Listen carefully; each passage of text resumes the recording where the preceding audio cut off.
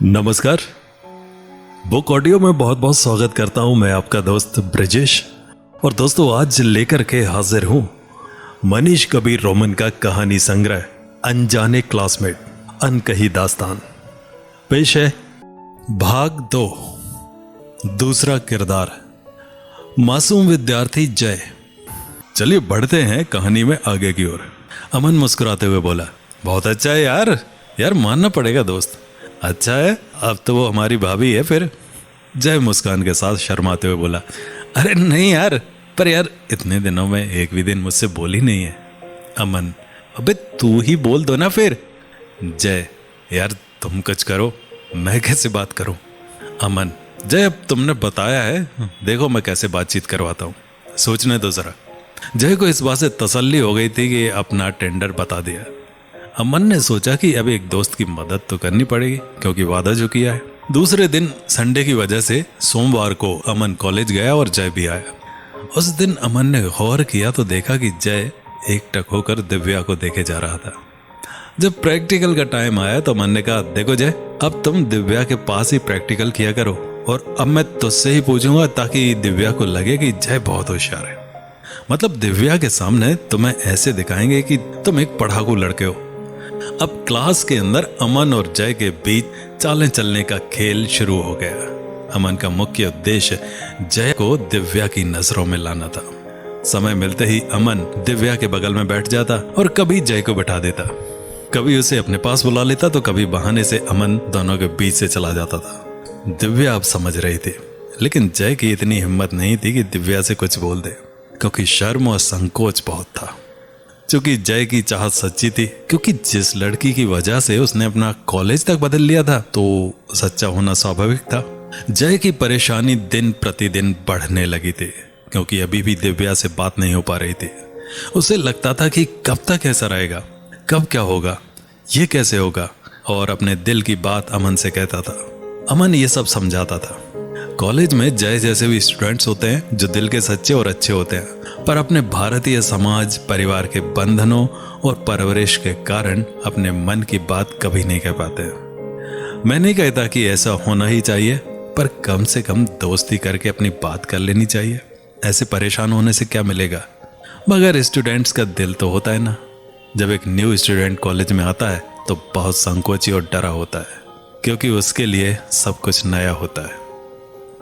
अमन का प्लान।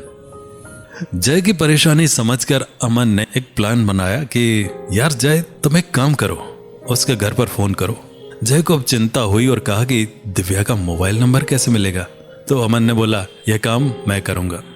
अक्टूबर का महीना चल रहा था, हल्की हल्की ठंड स्टार्ट हो गई थी। उसी महीने टूर जाने की बातें चल रही थी।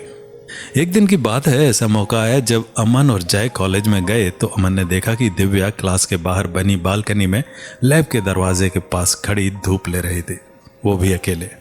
शायद उस दिन वो पहले आ गई थी। दरअसल हमारा डिपार्टमेंट फर्स्ट फ्लोर पर था और बीच में बहुत बड़ा आंगन था, तथा उसके चारों तरफ 2 मंजिल की बिल्डिंग वर्गाकार बनी थी, जो पूरी साइंस ब्लॉक के अंतर्गत था, जिसमें बॉटनी, जूलॉजी फर्स्ट फ्लोर में था तथा physics, chemistry, maths department ground floor में थे। जूलॉजी और बॉटनी की लैब एक साइड तथा दूसरी साइड क्लासेस लगती थी। जय और अमन क्लास की तरफ थे और अब मौका अच्छा था दिव्या से जाकर बात करने का। धूप की वजह से दिव्या की खूबसूरती में 4 चांद लगे थे। अमन दिव्या की तरफ इशारा करते हुए जैसे कहा, देखो जय, दिव्या अकेली खड़ी है, यही मौका है, जाओ कुछ बात करो। जय ने राहत की सांस लेते हुए काफी देर तक एकटक देखता रहा, पर हिम्मत नहीं हुई। फिर अमन ने कहा, जाओ यार जल्दी, नहीं तो कोई आ जाएगा। जय, जाऊं फिर, पर क्या बोलूंगा, कहीं वो ये ना सोचे कि मैं जानबूझकर उसके पास आया हूं। जय को ठेलते हुए, जाओ यार, अभी ज्यादा मत सोचो, इसमें कोई गलत नहीं है। जय, नहीं भाई, हिम्मत नहीं है, तुम पहले जाओ। अमन गुस्सा से, यार तुम साले, इससे अच्छा मौका नहीं मिलेगा, देखो वो भी देख रही है। कहते हैं जिससे प्रेम होता है उसी से इंसान सबसे ज्यादा संकोच करता है, और इस उम्र में स्टूडेंट्स को हर चीज का डर लगता है। ऊपर से लड़की से बात करना सबसे ज्यादा कठिन काम है। हाँ, अगर चाहत ना हो तो एक बार स्टूडेंट बोल सकता है, इसलिए अमन तो बात कर लेता था, पर जय की हिम्मत नहीं होती थी। जय की अंदर से फटी पड़ी थी और हिम्मत तो 1% नहीं थी कि अकेले में जाकर बात कर ले। वैसे तो बहुत बड़ा वाला चाहने वाला बनता था, पर हाँ, कोई लड़का अगर दिव्या को देख ले तो उस लड़के से लड़ने के लिए तैयार हो जाता था। अमन के कई बार कहने पर जय नहीं गया तो अमन ने बोला, अच्छा मैं जाता हूँ, तुम्हारे लिए फोन नंबर की व्यवस्था करता हूँ। अमन जय को वहीं रोकते हुए चल पड़ा और बोला, जय तुम जब देखना कि मैं बात कर रहा हूँ तो आ जाना। जय, हाँ हाँ बिल्कुल। अमन दिव्या के पास जाकर बोला, हेलो। दिव्या मुस्कुराते हुए, हाय। अमन, आज धूप अच्छी लग रही है। दिव्या, हाँ अभी कोई आया भी नहीं है, आज मेरे पापा को इधर से जाना था तो जल्दी आ गई। अमन, अच्छा तभी मैं सोचूं कि तुम जल्दी कैसे आ गई हो, बहुत अच्छी लग रही हो। Divya, thank you. अमन दिव्या के बगल में खड़ा हो गया। ये देख जय धीरे धीरे उन लोगों की तरफ चलना शुरू कर दिया। अमन, दिव्या ये बताओ, अगर कोई नोट्स लेना हो तुमसे या कोई ज़रूरी बात बताना हो तो कैसे संपर्क करें तुमसे, मतलब कोई फ़ोन नंबर है क्या? दिव्या समझ तो रही थी कि किस लिए अमन ने पूछा और बोली, हाँ है, पर मेरे पास मोबाइल नहीं है, घर में लैंडलाइन फ़ोन लगा है।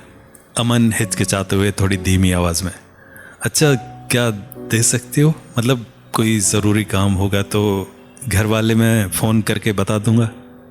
दिव्या, ले लो, और अपना नंबर बोलना शुरू कर दिया। अमन ने तुरंत हाथ में लिख लिया और मन ही मन सोचने लगा कि हम लोग यूं ही इतना परेशान थे, पर दिव्या जितनी शरीर से सुंदर थी उतना ही हृदय और आवाज़ से भी कोमल थी। तब तक जय भी आ चुका था। दिव्या जय को देखा और जय सिर्फ देखता रहा कि दोनों की बातें चल रही हैं, पर खुद कुछ नहीं बोला, बस सन्न मन खड़ा रहा। तब तक और भी स्टूडेंट्स आने लगे और दिव्या उनके साथ क्लास में चली गई। इधर अमन ने जय से बोला, काम हो गया है, और चुपके से फ़ोन नंबर नोट करा दिया। जय खुशी वाले अंदाज में बोला, यार अमन तुमने तो कमाल कर दिया, मान गए भाई। तुरंत ऐसे मुंह बनाया कि चुप रहो, कोई जान ना पाए कि मैंने मोबाइल नंबर लिया है। अक्टूबर में ही शिमला का टूर डिसाइड हो चुका था, जिसे जाना था वो स्टूडेंट्स नाम नोट करा रहे थे। जय और अमन भी अपनी टूर की तैयारी करने लगे, पर जय थोड़ा परेशान अब भी था, क्योंकि दिव्या के सामने थोड़ा कॉन्फिडेंट नहीं हो पा रहा था और हमेशा ये महसूस करता था जैसे कि रेलवे स्टेशन पर ट्रेन खड़ी हो और सोचने लगे कि चढ़ूं या ना चढ़ूं। दिव्या को पता था कि जय उसे चाहता है, पर वो कह नहीं सकता है। इधर शिमला टूर जाने के लिए सभी स्टूडेंट्स के नाम लिखकर लिस्ट देनी थी। पापा से बातचीत। टूर में जाने के लिए सभी स्टूडेंट्स अपना अपना नाम नोट करा रहे थे। जय और अमन ने भी अपना नाम, पता और उम्र 17 साल लिखी तथा देखा कि दिव्या और उसकी फ्रेंड ने 20 साल लिखी। ये देखकर जय और अमन शॉक्ड हो गए कि अरे दिव्या तो हमसे बड़ी है यार। लेकिन जय को तो प्यार से मतलब था। कहते हैं भारत में अगर लड़की लड़के से बड़ी है तो समाज में अच्छा नहीं मानते हैं, इसलिए शादी में भी लड़की की उम्र लड़के से कम ही रहती है। जय को तो सिर्फ गर्लफ्रेंड ही नहीं बल्कि वो तो आगे के लिए भी सोच रखा था। जय को लगता था कि अभी से दिव्या मेरी है, क्योंकि दोनों की जाति एक ही थी, और सोचता था कि जब पढ़ाई खत्म हो जाएगी तो बाद में अपने घर में बता दूंगा कि मैं दिव्या से ही शादी करूंगा। जय की बात और सोच उस उम्र में भी बच्चों वाली ही थी, पर दिल और दिमाग में दिव्या थी। जो सर हमारे साथ टूर में जा रहे थे उनका नाम जय ने चीकू सर रखा था, जो जेनेटिक्स पढ़ाते थे। वो हमेशा बड़ी बड़ी बातें करते और जेनेटिक्स एंड प्लांट ब्रीडिंग में स्टूडेंट्स को कुछ भी नहीं पढ़ाते थे, लेकिन हमेशा स्मार्ट बने रहते थे। हालांकि उनकी उम्र लगभग 45 के ऊपर थी। उनके बदले में जेनेटिक्स एक मैडम पढ़ाती थी। वो मैडम इतनी मोटी थी कि खुद का ही चलना उनके लिए भारी था। एक बार वो सीढ़ियां चढ़कर ऊपर आती तो सांस फूल जाती थी, मतलब रुक रुक कर चढ़ती थी। लेकिन जब पढ़ाती थी तो इतना इंग्लिश बोलती थी कि कुछ समझ ही नहीं आता था कि आखिरकार क्या पढ़ा रही हैं। बस सभी स्टूडेंट सुनते रहते थे। शिमला टूर के लिए जब ट्रेन पकड़ने के लिए सभी स्टूडेंट्स घंटाघर कानपुर स्टेशन पहुंचे तो जय ने देखा कि दिव्या अपने पापा के साथ आई थी। दिव्या की ड्रेस और खूबसूरती के आगे सब फेल थे। उस दिन दिव्या जीन्स टी शर्ट में थी और किसी मॉडल से कम नहीं लग रही थी। जय की आंखें ये देखकर फटी की फटी रह गई थी और दिल पागल सा हो रहा था। दिव्या का बॉडी फिगर इतना परफेक्ट था कि कोई भी मोहित हो सकता था। और कहानी जारी रहेगी अगले अंक में। तो मिलते हैं अगले अंक में।